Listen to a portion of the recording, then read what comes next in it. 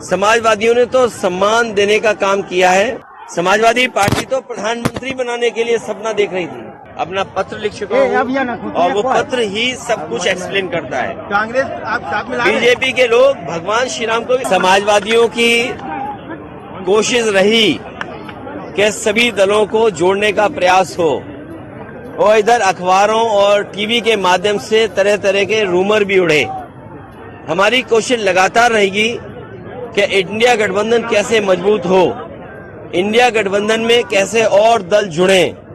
जहां तक आप बहुजन समाज पार्टी के बारे में कह रहे हैं, समाजवादियों ने तो सम्मान देने का काम किया है और हमेशा सम्मान कैसे बढ़े उसका भी कभी आपने देखा होगा। मुझे तो वो समय याद है जब समाजवादियों ने संकल्प लिया था कि देश की प्रधानमंत्री उस वर्ग से हो जिन्होंने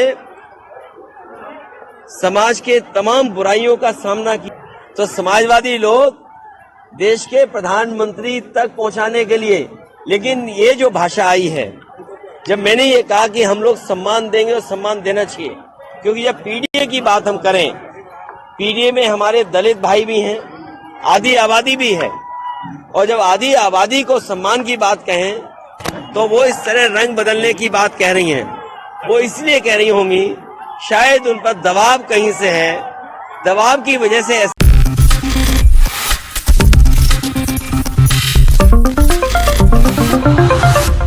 नमस्कार, नेक्स्ट 9 न्यूज देख रही हैं आप और मैं हूं आपके साथ प्रज्ञा सिंह।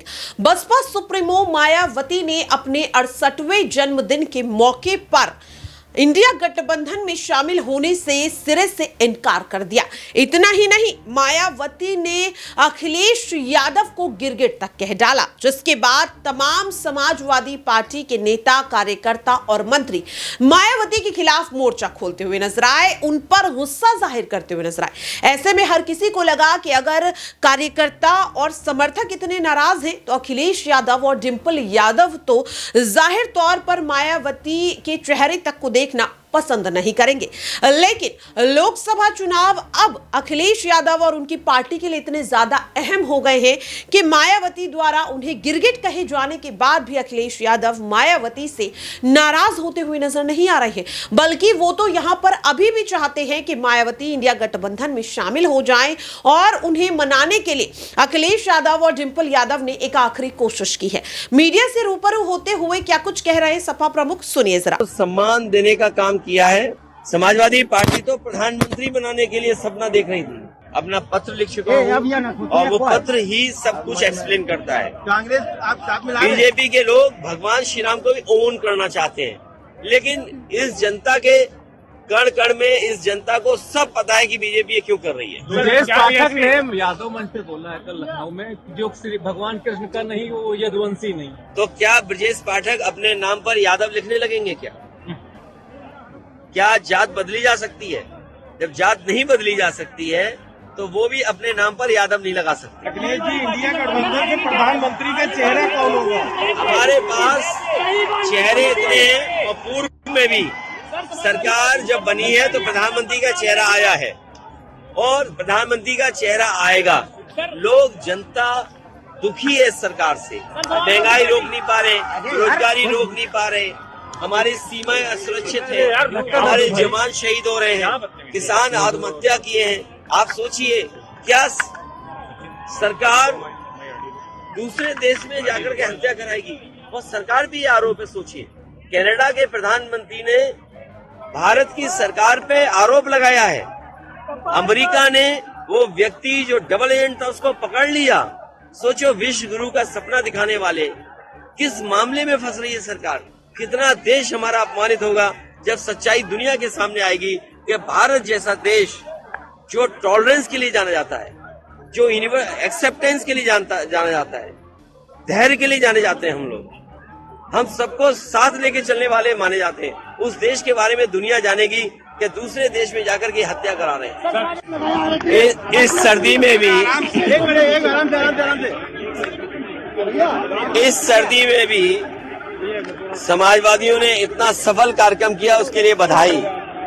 जहां हम स्वर्गीय अशरफी लाल यादव जी को याद कर रहे हैं, वहीं समाजवादियों ने समय समय पर समाजवादी आंदोलन को आगे बढ़ाने का काम किया। उन तमाम नेताओं को हम लोग याद करते हैं। मायावती आपसे मायावती बोली है कि बिजली की तरह रंग बदलते हैं, क्या कहेंगे? क्या कहेंगे मायावती को, क्या संदेश देना चाहेंगे? देखिए, समाजवादियों की कोशिश रही कि सभी दलों को जोड़ने का प्रयास हो और इधर अखबारों और टीवी के माध्यम से तरह तरह के रूमर भी उड़े। हमारी कोशिश लगातार रहेगी कि इंडिया गठबंधन कैसे मजबूत हो, इंडिया गठबंधन में कैसे और दल जुड़े। जहां तक आप बहुजन समाज पार्टी के बारे में कह रहे हैं, समाजवादियों ने तो सम्मान देने का काम किया है और हमेशा सम्मान कैसे बढ़े उसका भी कभी आपने देखा होगा। मुझे तो वो समय याद है जब समाजवादियों ने संकल्प लिया था कि देश की प्रधानमंत्री उस वर्ग से हो जिन्होंने समाज के तमाम बुराइयों का सामना किया है हजारों साल। और याद कीजिए, समाजवादी पार्टी तो प्रधानमंत्री बनाने के लिए सपना देख रही थी और उसमें काम भी किया हम लोगों ने। तो समाजवादी लोग देश के प्रधानमंत्री तक पहुंचाने के लिए, लेकिन ये जो भाषा आई है, जब मैंने ये कहा कि हम लोग सम्मान देंगे और सम्मान देना चाहिए, क्योंकि जब पीडीए की बात हम करें, पीडीए में हमारे दलित भाई भी हैं, आधी आबादी भी है, और जब आधी आबादी को सम्मान की बात कहें तो वो इस तरह रंग बदलने की बात कह रही हैं। वो इसलिए कह रही होंगी, शायद उन पर दबाव कहीं से है, दबाव की वजह से ऐसी बात कह रही होंगी। अयोध्या में कांग्रेस के झंडे राहुल गांधी ने कहा कि 500 बीजेपी का प्रोग्राम है, उनका व्यवहार कुछ अच्छा नहीं रहा होगा या उनके व्यवहार से किसी को तकलीफ होगी, इस वजह से ये बात हुई होगी।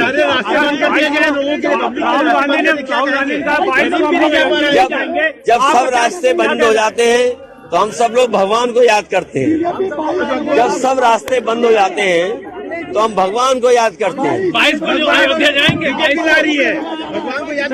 नहीं, भगवान को बीजेपी नहीं ला रही है। बीजेपी भगवान की वजह से थोड़ा बहुत कामयाब है। इस बार भगवान जनता के साथ है और इस बार जनता और पीडीए, और हमारी कोशिश होगी कि पीडीए को अपने साथ लाया जाए। ये पीडीए के लोग ही भारतीय जनता पार्टी को उत्तर प्रदेश से हटाएंगे। के सदस्य हैं जो दिन प्रतिदिन पूजा पाठ करते हैं। ये पूजा पाठ आज ही करना है, कल ही करेंगे। हमारे यहाँ और हम उस संस्कृति से जुड़े लोग हैं जो प्रतिदिन पूजा करते हैं। चाहे हमारे अरविंद सिंह गोप जी हैं, 9 दिन व्रत रखते होंगे। ये बात आप स्वीकार करते हो कि नहीं करते हो? शंकराचार्य नहीं आ रहे, चारों शंकराचार्य नहीं आ रहे। देखिए, अब उस पर ज्यादा बहस नहीं करनी चाहिए। राहुल गांधी ने कहा कि 22 को हमें किसी के क्षेत्र में घुसना नहीं चाहिए। जैसे हम पॉलिटिशियन हैं, हम पत्रकार न बन जाएं। अखिलेश जी, इंडिया हम अभी से सवाल पूछने लगे। तो ये जो बीजेपी के लोग हैं, कम से कम उन शंकराचार्यों से कुछ परामर्श करना चाहिए। देखा आपने और सुना भी, जिसके बाद लगातार अब सवाल यही बन रहा है कि क्या मनीष, माफ कीजिएगा, यहाँ पर क्या अब मायावती जो है वो यहाँ पर अब इंडिया गठबंधन में शामिल होती हुई नजर आएंगी? जिस तरीके से अखिलेश यादव ने कहा कि वो तो उन्हें प्रधानमंत्री बनाना चाहते थे, वो चाहते थे कि देश को ऐसा नेता संभाले जिसने सालों तक यहाँ पर अन्याय सहा हो, जिसके समुदाय ने अन्याय सहा हो। इन तमाम बातों को सुनने के बाद अब आखिरकार मायावती का अगला कदम क्या रहेगा? क्या वो यहां पर सीधे सीधे अब मनाती हुई नजर इंडिया गठबंधन में शामिल होती हुई नजर आएंगी या नहीं? क्या लगता है आपको? आप अपनी राय कमेंट बॉक्स में शेयर कर सकते हैं। फिलहाल के लिए इस खास रिपोर्ट में इतना ही। देश और दुनिया की तमाम खबरों के लिए आप सभी बने रहे नेक्स्ट 9 न्यूज के साथ।